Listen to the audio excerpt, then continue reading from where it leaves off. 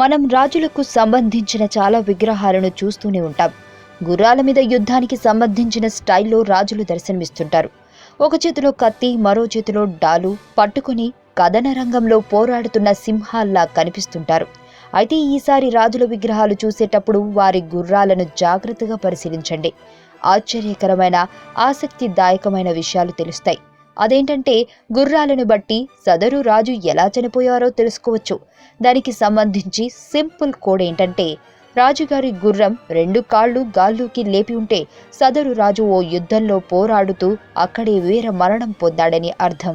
రాజుగారి గుర్రం ఓ కాలు మాత్రమే గాల్లోకి లేపి ఉంటే సదరు రాజు ఓ యుద్ధంలో గాయపడి ఆ గాయాల కారణంగా కొన్ని రోజుల తర్వాత చనిపోయాడని అర్థం.